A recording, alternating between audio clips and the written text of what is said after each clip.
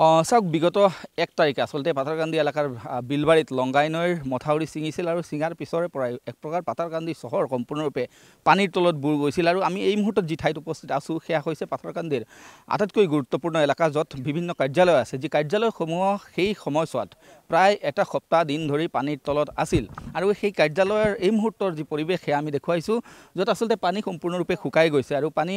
শুকাই যোৱাৰ পিছত কাৰ্যালয়ৰ যিসমূহ নথিপত্ৰ আছিলে বিভিন্ন গুৰুত্বপূৰ্ণ নথিপত্ৰ সেই নথিপত্ৰসমূহ উদ্ধাৰ কৰি কাৰ্যালয়ৰ কৰ্মচাৰীসকলে সেয়া আচলতে উদ্ধাৰ কৰাত তেওঁলোক ব্যস্ত হৈছিল আৰু ইয়াৰ পিছৰে পৰাই আমি দেখিবলৈ পাইছিলোঁ বা এই মুহূৰ্ততো যদি আমি দেখুৱাওঁ তেতিয়াহ'লে এই যিখন কাৰ্যালয় আছে এইখন হৈছে আচলতে সেটেলমেণ্ট অফিচাৰৰ যি কাৰ্যালয় সেই কাৰ্যালয়ৰ আধা অংশ সম্পূৰ্ণৰূপে পানীৰ তলত বুৰ গৈছিল আৰু এনেদৰে এই মুহূৰ্ততো আমি দেখুৱাইছোঁ এনেদৰে এই যিসমূহ গুৰুত্বপূৰ্ণ নথিপত্ৰ আছে সেই নথিপত্ৰসমূহ আচলতে উদ্ধাৰ কৰি সেয়া আচলতে ৰ'দত দিয়া হৈছে যাতে শুকাই যায় যিহেতু সেয়া বানপানীৰ কবলত পৰিছিল এই গুৰুত্বপূৰ্ণ নথিপত্ৰসমূহ কেৱল এই কাৰ্যালয় নহয় এই এলেকাত এই সম্পূৰ্ণ এলেকাত থকা যিসমূহ কাৰ্যালয় আছিলে সেই কাৰ্যালয় সেয়া লাগিলে চক্ৰ বিষয়া কাৰ্যালয় হওক গড়কাপ্তানি বিভাগৰ কাৰ্যালয় হওক সেটেলমেণ্ট অফিচ হওক বা সমজিলাৰ যি কাৰ্যালয় সেয়া হওক বা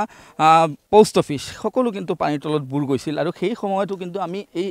পৰিৱেশ পৰিস্থিতি আমি দেখুৱাইছিলোঁ NKTV প্লাছত আৰু আজি পুনৰবাৰ আমি দেখুৱাবলৈ যত্ন চলাম যে পানী শুকোৱাৰ পিছত কিদৰে এক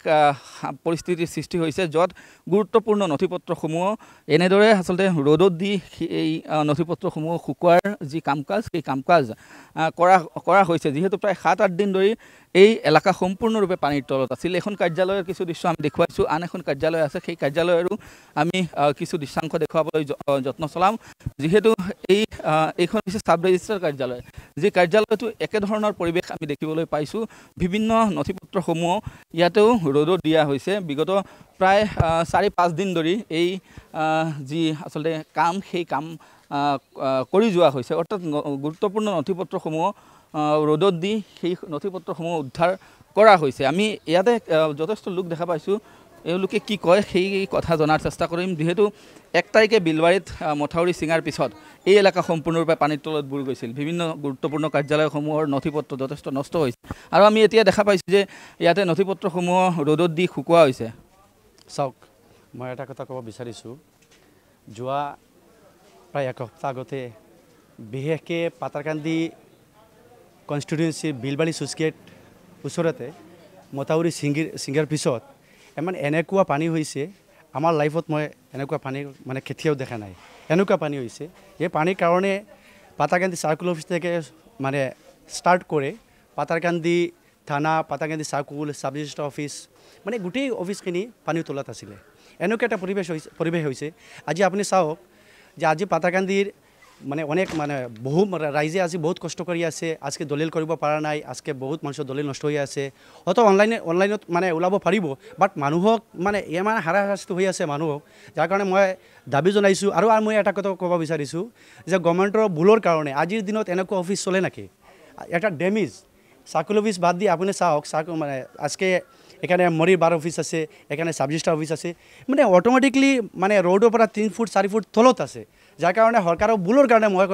মই ভাবিছোঁ মই এনেকুৱা ধৰি লৈছোঁ যে সৰকাৰৰ ভুলৰ কাৰণে আজি চাৰ্কুল অফিচৰ আণ্ডাৰত যি সাব ৰেজিষ্ট্ৰাৰ অফিচ আছে মৰিৰ বাৰ অফিচ আছে তেওঁলোকৰ এই আজকে বহুত ৰাইজৰ আজকে এই গোটেইখিনি দলিল পত্ৰখিনি আজকে বৰবাদ হৈছে যাৰ কাৰণে মই সৰকাৰক মই হকিয়ানি দিছোঁ অতি সোনকালে এইটো মই ক'ব বিচাৰোঁ আকৌ মই কৈছোঁ অতি সোনকালে এই অফিচ ডেমেজ অফিচবিলাক যাতে ভালকৈ কনষ্ট্ৰাকশ্যন কৰে ধুনীয়াকৈ বনাই দিয়ে যাতে ৰাইজৰ ভাল হয় নিশ্চয়কৈ যথেষ্ট গুৰুত্বপূৰ্ণ নানা আচলতে নথিপত্ৰ সম্পূৰ্ণৰূপে পানীৰ তলত বুৰ গৈছিল যিহেতু 1 তাৰিখে যেতিয়া আচলতে মথাউৰি ছিঙি গৈছিল আৰু ইয়াৰ পিছত অৰ্থাৎ যদি কওঁ তেতিয়াহ'লে 1 তাৰিখৰ নিশাৰ ভাগত হঠাতেই মূলতঃ পাথাৰকান্দি চহৰখন সম্পূৰ্ণ পানীৰ তলত বুৰ যায় আৰু যাৰ পৰিণতিত এই যিসমূহ গুৰুত্বপূৰ্ণ কাৰ্যালয় আছে সেই কাৰ্যালয়সমূহো আচলতে পানীৰ তলত বুৰ গৈছিল আৰু এতিয়া আমি দেখুৱাইছোঁ যে কাৰ্যালয়সমূহৰ যিসমূহ নথিপত্ৰ আছে সেই নথিপত্ৰসমূহ কিদৰে আচলতে ৰ'দত শুকুৱাই সেয়া উদ্ধাৰ কৰাৰ যি কাম কাজ সেই কাম কাজ আচলতে চলাই যোৱা হৈছে মুঠ কথাত ক'বলৈ গ'লে এইবাৰৰ যি বানপানী সেই বানপানীয়ে সাধাৰণ ৰাইজক সমস্যাত পেলোৱাৰ সমান্তৰালকৈ বিভিন্ন কাৰ্যালয়ৰ নথিপত্ৰসমূহ যথেষ্ট বিনষ্ট হৈছে আৰু যাৰ বাবে আগন্তুক দিনত কিন্তু সাধাৰণ জনতা ইয়াৰ ফল ভোগ কৰিব লাগিব